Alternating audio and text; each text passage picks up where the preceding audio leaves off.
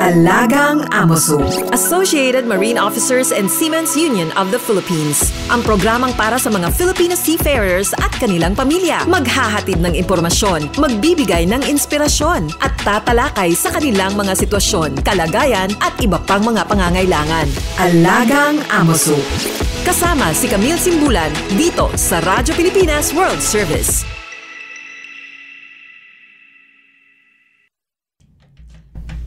Magandang araw po sa lahat ng ating mga tagapakinig at welcome po muli sa Alagang Amosup, ang serbisyo publiko sa radyong hatid ng Associated Marine Officers and Seamen's Union of the Philippines o Amosup at ng Radyo Pilipinas World Service. Dito po natin pinag-uusapan ang iba't ibang programa at serbisyo ng Amosup para sa mga miyembro at dependents ng ating union.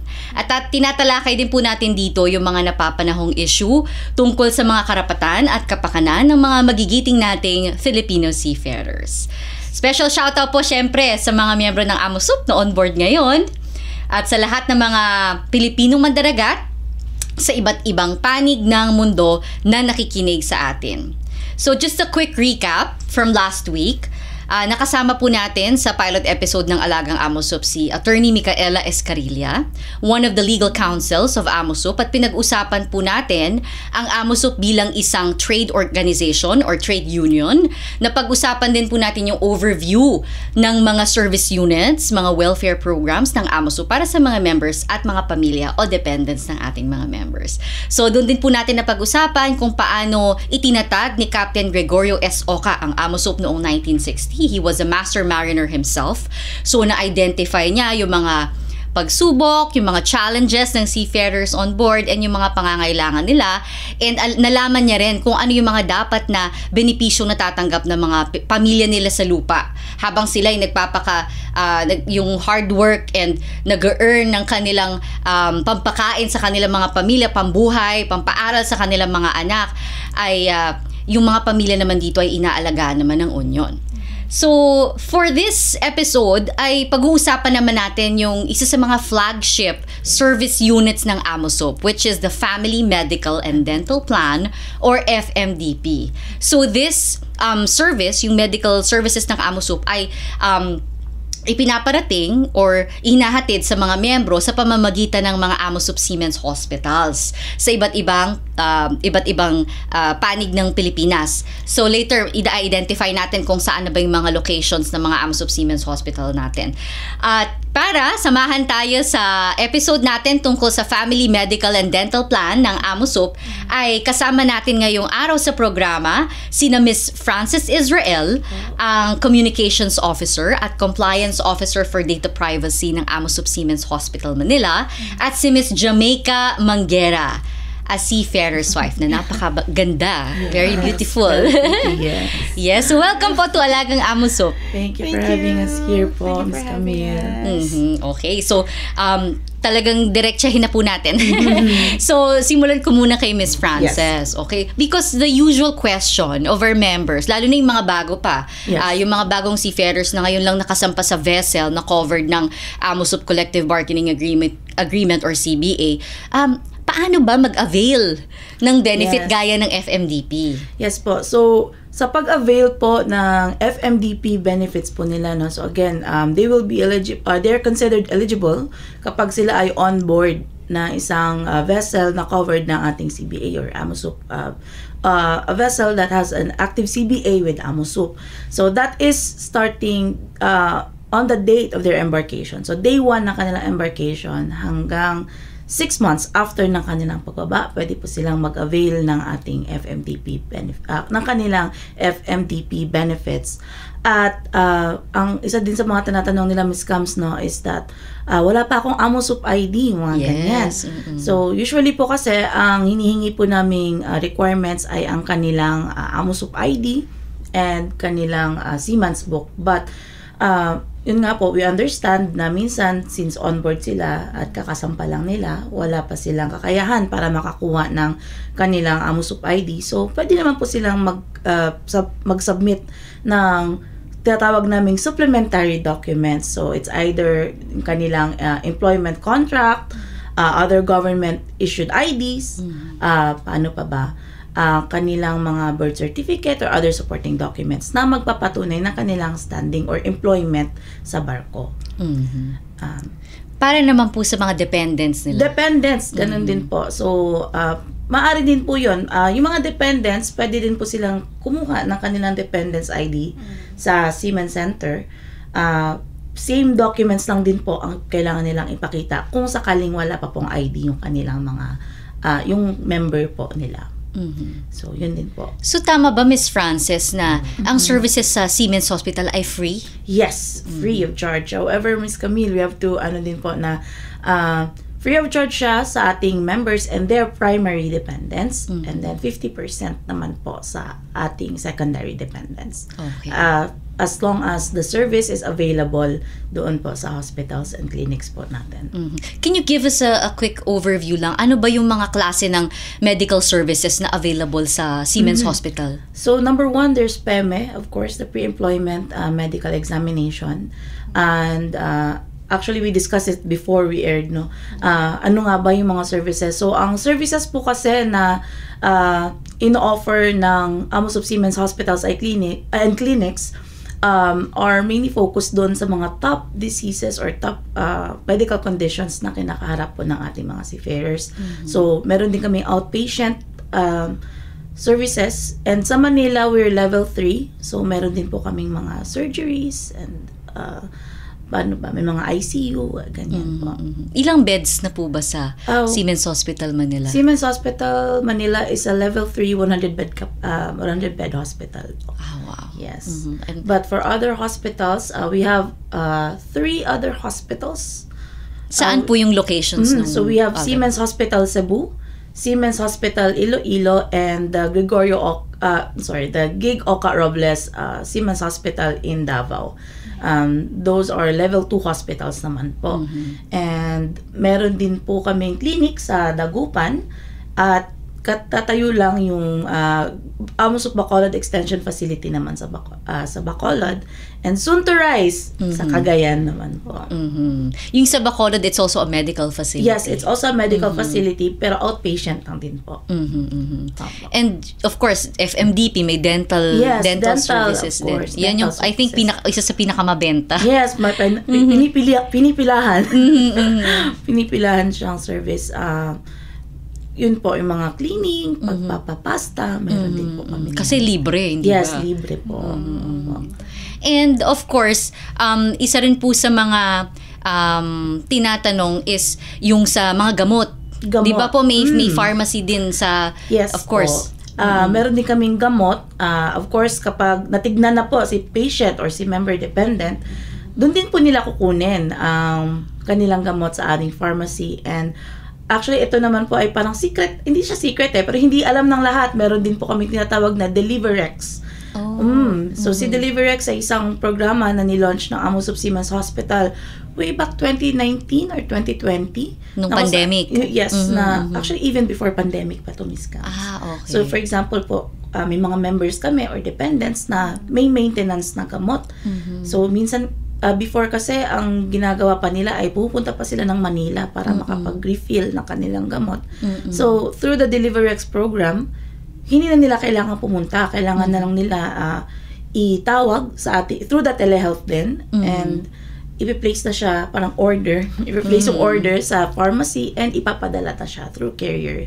Like Grab, Lalamove, yung gamot. Pwede na yun. Yes, wow. Hindi na nila kailangan pumunta physically. Oh, wow. That's good to know, Yes. Kasi laking bagay nung hindi ka na magbabiyahe. Yes, and of course, that time is luxury, di ba, ma'am? So, yes. Hindi na po siya, kaya po namin siya naisip na thank you. i-launch. Thank you for sharing that with us. So, yan, Deliverex. Yes. So, kung gusto nyo pong isubukan yung service na yan, ay i-contact lang. Mamaya, i-share natin yung contact details ng AMUSUP Siemens Hospital nila. Okay, salamat. So, kanina nabanggit nyo na rin po yung telehealth. Yes. Okay, AMOSOP, Siemens Hospital Telehealth. Can you tell us more about this? Because I understand this is a very unique service na Yes. hindi lahat may gantong pinaprovide tong service na to. Not just for seafarers na nasa lupa, pero yung mga nasa barko, pwede Yes. rin tong i-avail. Can you tell us more about the telehealth? Yeah, so our telehealth office or our telehealth program was launched also in 2019. Mainly it was to help our seafarer onboard members po when it comes to their mental health issues. So para siyang helpline or hotline po para doon. And as habang tumatagal, pinalawak na po namin siya. Paano ba yung word? In-incorporate na rin namin yung mga medical services. So, ang kailangan lang po nilang gawin, mag-i-email po sila or minsan tatawag sa hotline. So, meron na po mga doctors doon na naka-assign po. So, That's very nice. And Yes. I think nasama na rin dyan yung mental health. yes, mental health po ang number one. So, yun nga po, may mga seafarers po kasi tayo na, of course, when they're far away sa kanilang families or especially during COVID-19. Yes. They're in a lot of stress. Parang malaking tulong yung telehealth sa kanila para lang din, bukod sa may makakausap, at least meron ding makakapag-advise sa kanila kung ano ba ang gagawin. Okay, salamat po, Miss Yes. Frances. Walang maiiwan kasama nyo kahit saan dahil pamilya tayo dito. Alagang AMOSOP sa Radyo Pilipinas World Service. Okay, now let's move on naman to our other guest, Miss Jamaica Manguera. Yes. So welcome again to Alagang AMOSOP. Yeah. Salamat po sa pagsama sa amin ngayon. Yes, thank you for having me here. So, seafarer's wife. Yes. Medyo kilalanin po muna natin yung pamilya, yung seafarer's family ninyo. So, yung asawa niyo po ay gaano katagal na pong AMOSOP member? He's been a seafarer for almost or more than 12 years already. More than a decade na. Yes. Ever since po AMOSOP talaga siya? Yes. Okay. Kamusta naman po? Saan po siya ngayon?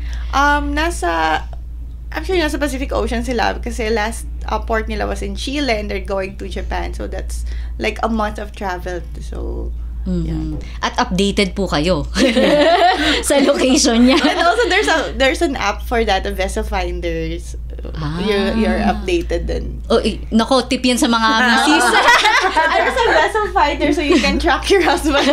Vessel finder. Ano po yung mga kailangan na detaling i-input? You just have to input lang po yung type of barko, tapos meron silang flag, yung type of flag. So you just have to input that in the app and then you can track yung husband. Hindi lang siya for tracking purposes. It's just doing that. There are some cases kasi na some barko walang internet. So it's easy to check kung nasan sila. So that's very helpful. Yung safe, yung security kasi na Yes. asan na ba yung asawa ko? Yes, kasi we started na through email lang. So, good thing nag-evolve na siya ngayon. So, meron ng internet even in the middle of Pacific Ocean. So yung barko po ng asawa nyo, May internet. may internet. Yes. So ano na pong rank ng asawa niyo? He is second officer po ngayon.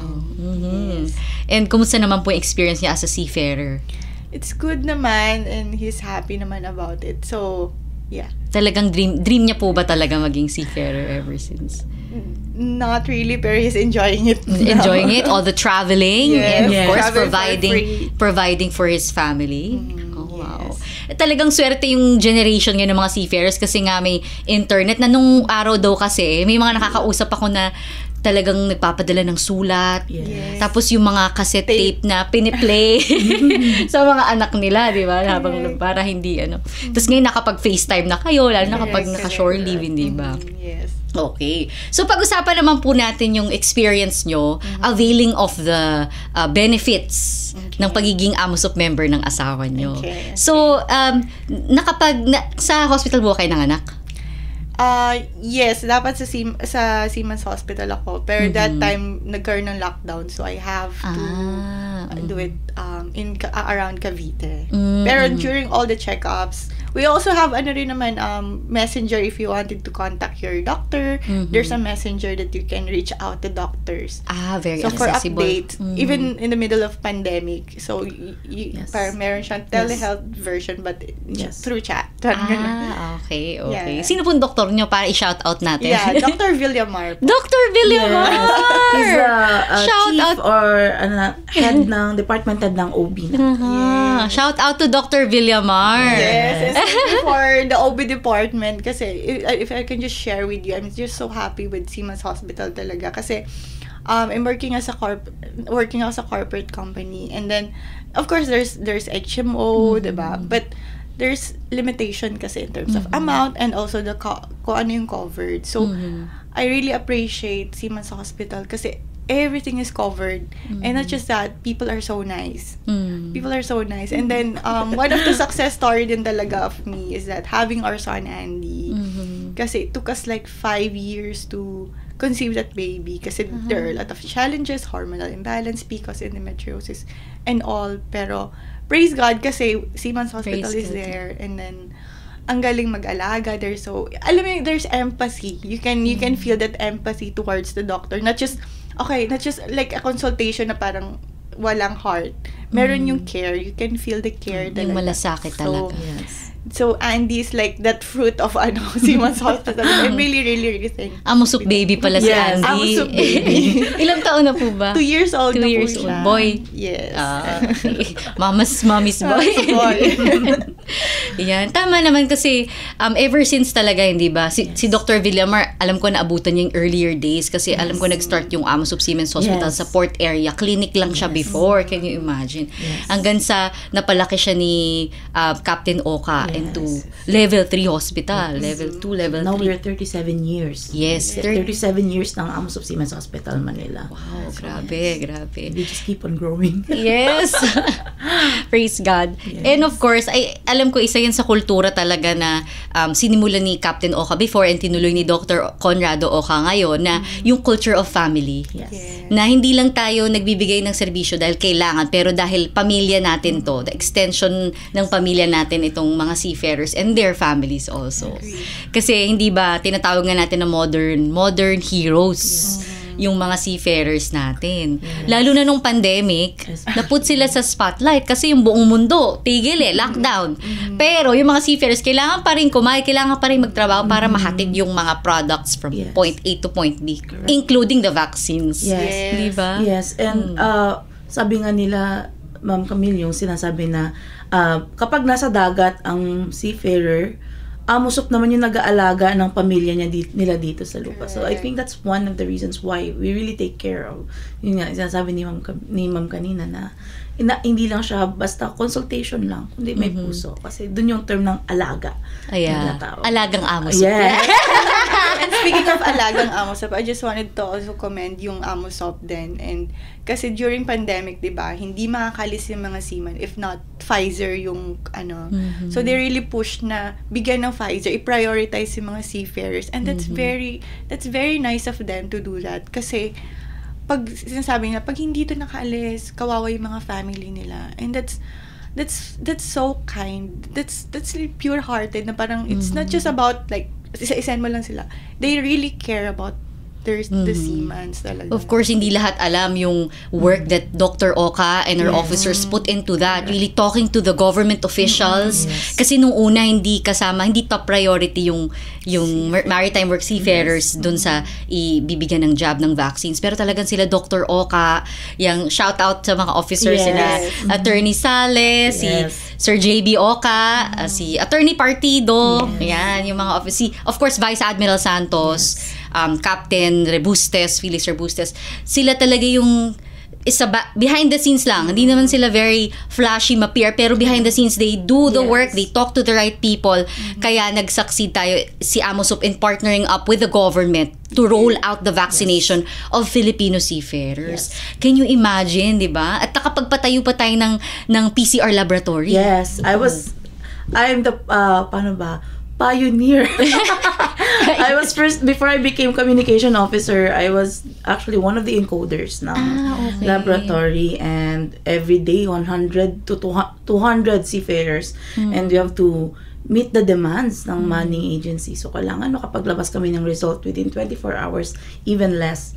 So we are proud of that. It's an achievement na kumbaga nakakapadala kami ng and not only that, we also had the IMEC ITF safe corridor na approved na paano ba, kinakopy na ng ibang bansa when it comes to paano ba, like quarantine protocols and testing protocols. So, Siyempre, shoutout kay Attorney Henry Zamora. Yes. Si Attorney Alex Dragonhan na rin. Yes. Yan, kaya salamat at na-recognize yung ganyang efforts ng mga officers natin. I-shoutout mo naman sila Dr. Pila tsaka si Dr. Yes, Ortigas. of course. Sila Dr. Pila, Dr. Ortigas, si Bisiloca, and of course, speaking of vaccines kanina, yung mga nurses and medical staff natin na naglaan ng kanilang oras sa pagpunta sa Bataan, sa sa kung saan sila napapadpad kaka-inject. To vaccinate seafarers. Yes. Pati sa aking mga colleagues sa COVID lab dati, na lahat kami nagkaka-COVID. Pero sige lang, laban lang, para lang makapag and sa ngayon, yun nga, masaya kami kasi unti-unti nababawasan na yung tinetest namin. Ngayon, isa-dalawa na lang kumpara sa 200. Yeah, before. It was really a team effort. Yes. And talagang naalala ko yung time na, di ba, yung very limited yung mga nagpa-process nung 3 lang kami noon. Paano ba? Nung nagbukas ang COVID lab namin, ako lang. Wow. Ako lang. Grabe. Yes, I would go to work 7 a.m. and lalabas ako ng 7 p.m. Tapos hindi pa ako makapag-time out nun, Miss Camille. Kasi nga, pagod ako. May memo pa ako. Sususpend na ako. Pero okay lang. Nailaban hanggang sa unti-unti nakapagpasok kami ng isa pang encoder. Naging 3. So, another thing din naman na na-appreciate ko as an employee para sa akin, na isang bagay na na-appreciate ko sa, of course, kila Doc Oca, Dr. Pili, Dr. Ortigas, and other directors po, no? Yung pag-invest nila sa magagandang machines. Yes. Kasi meron kasi silang principle na, di baling mahal ang machine, basta maganda ang gawa. Hindi nila tayo tinitipid when it comes to machines. So, yung mga machines na ginamit namin noong pandemic ay, kumbaga, state of the art talaga may tatawag. Kasi yun nga po, nakapaglabas kami ng machine na, ng result na nakakamit doon sa demands ng maritime kasi industry. Even the testing talaga, yung even sa general population, ang hirap eh. Yes. And then Dr. Oca, and talagang they wanted na ma-prioritize ang seafarers. Yes. Magtayo tayo ng sariling lab. So that was the And ang maganda rin, may mga stakeholders, may mga social partners tayo like the ITF Seafarers Trust na tumulong to, sige, let's put up this laboratory para sa mga seafarers. Kasi nasa mahigit 400,000 yung na-stuck sa dagat. So hanggat hindi mapalitan yun, hindi sila makakauwi. Yes. So talagang yung AMOSOP really made sure na ma-process, ma-isolate, ma-test ng maayos yung mga seafarers para ma-clear sila para makasampa uli. Ano ba experience ng family nyo nung pandemic? Nasan yung asawa mo noon? Na-stuck ba siya? Nasa lupa po siya noon. Pero yun yung na-appreciate ko nga po kasi yun nga, ang hirap makahanap ng vaccines. So, isa yun na avail niya. And nakasampa siya during pandemic. So that's really nice of Siemens Hospital to do that. Very appreciated. Kasi parang, naman pag they're not on board, but they don't have that salary. So, tas pandemic, parang sabi ko, oh my God, parang nakakapos na sa And then, the empathy of the Siemens Hospital to do that, and all the management, and yung people managing it, talagang we really appreciate it. Yes. Salamat po. Gano'ng katagal po naghintay si Sir Medyo matagal din. Umabot din po siya ng 6 months. 6 months. Actually, sa Sailors Home naman namin, which is another service unit na i-discuss natin in future episodes, may mga na-stranded din po tayong seafarers dyan na, of course, nag-lockdown, di sila makauwi sa mga provinces nila. So, ang nangyari, kinupkup sila ng Sailors Home, nag-provide ng food, alam ko may medical check-up pa sila from the Siemens Hospital. Kinikwento nga ni Attorney Henry Zamora dati, kapag may nagpa-positive, siya pa ang mismo sumusundo. Oo. Yes. Para lang maidala sa Siemens, sa Sailors Home. Pero isa pang nakapartner natin ng Overseas Workers Welfare Administration, OWA. So, para dun sa Balik Probinsya program. So, katuwang din nila yung Amusop dun. Kaya talagang, reliving the, buti talagang nalampasan natin yung together. Yes. So, yun. So, maraming salamat po sa sharing ninyo. Okay. At least now, thriving na uli, on board na si Sir. Yes, correct.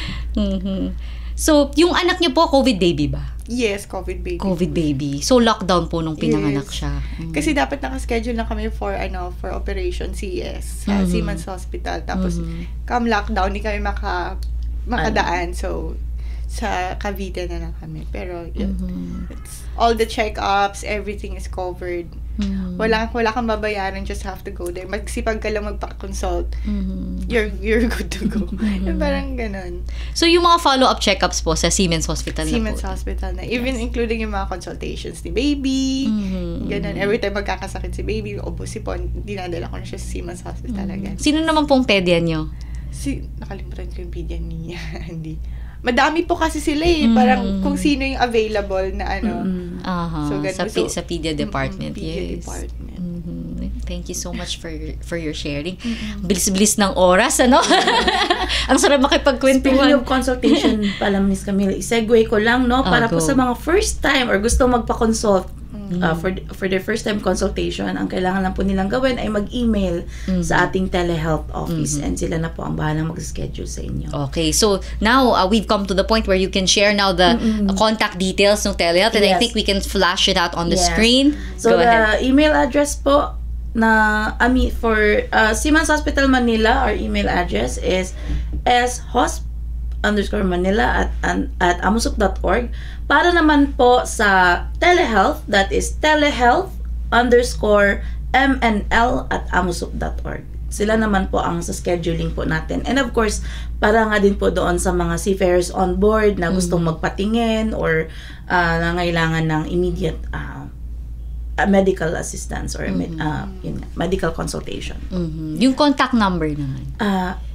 Our contact number, sorry Miss Cams, I have to pull up my código for that. Go ahead. It is 02-8527-8116-220 or 02-852-32692. Ayan, thank you so much. So, sa mga tagapakinig natin, yung mga sumusubaybay through Facebook and YouTube, i-screenshot nyo na lang po. I think nasa screen. So, siguro, huling mensahe na lang, Miss Jamaica. Okay, sige. So, I just wanted to thank yung mga staff sa Siemens Hospital. I had a very good experience with them. Most of them are really nice. And the doctors are really kind and empathetic. And I want to emphasize yung word na empathy. Kasi just like Gregorio Oca, nag-root ang Siemens Hospital from just a simple clinic, outpatient clinic, to a big hospital because ang baseline niya is empathy. Na-experience niya itself paano yung na-experience ng mga Siemens. So, that's something that's really something that commendable talaga. And everyone should know. Everyone should appreciate that. Kasi, parang pwede naman akong hindi ko na itayo. Okay, I'm good. Pero hindi lang niya inisip yung sarili niya. Think of other Siemens. Alam niya yung pakiramdam. And all the families then, also, you have to appreciate the members, yung mga Siemens. Kasi, yung effort and sacrifices nila on board is really, really hard. Yung work itself, it's really hard. Plus, samahan mo pa ng alon. It's really hard. So, appreciate them, give them time as much as possible. Kumustahin nyo, not just, really, kumustahin, just kumusta lang. Kasi there are some yung mga Siemens kasi, I would feel ang mga kumusta. So, kinakabahan na sila pag kinukumusta. So, just a genuine, and then, also take care of yourself. Kasi, although covered ng Siemens Hospital yung mga laboratory, pero it's still important to take care of yourself. Kasi, it's also yung nararamdaman din ng mga members on board pag nagkakasakit tayo. It's really painful for them also. So, yun, thank you for Siemens Hospital for saving our lives and for saving our savings kasi we don't have to spend any money and everything is covered. Top-notch facilities, kind staff, and doctors. So, thank you so much. Thank you so much for those nice words. Naiyak ako. Ikaw naman, Miss Frances. Ayun, so again, thank you, ma'am, sa nice words. And as a staff din ng AMOSUP Siemens Hospital, and actually, nakwento ko nga sa kanya, dependent din ako for almost 17 years. So, I also feel, I understand how it feels to be a dependent or maka-benefit nga doon sa services ng AMOSUP Siemens Hospital. And para naman po doon sa ating mga dependents, always know lang that we are doing our best to achieve our purpose or our mission to give you the best quality healthcare that there is. So, kung meron man kaming konting mga pagkukulang, sana'y maunawaan niyo. But again, we are doing our best po. And thank you so much po sa inyong inyong walang sawang suporta, and again, sa hard work po na inyong minibigay. Huwag kayong mag-alala. Kami pong bahala sa inyong families when it comes to your medical needs. Okay, maraming salamat po sa nakakaantig na episode. Thank you so much, Ms. Jamaica, for your sharing. Thank you for your time, Ms. Frances. So, sa mga tagapakinig natin, see you all again next week sa isa na namang episode ng Alagang AMOSUP. Mabuhay po ang Pilipinong Mandaragat. All aboard sa talakayan. Palalimin pa ang inyong kaalaman. Alagang AMOSUP. Dito sa Radyo Pilipinas World Service.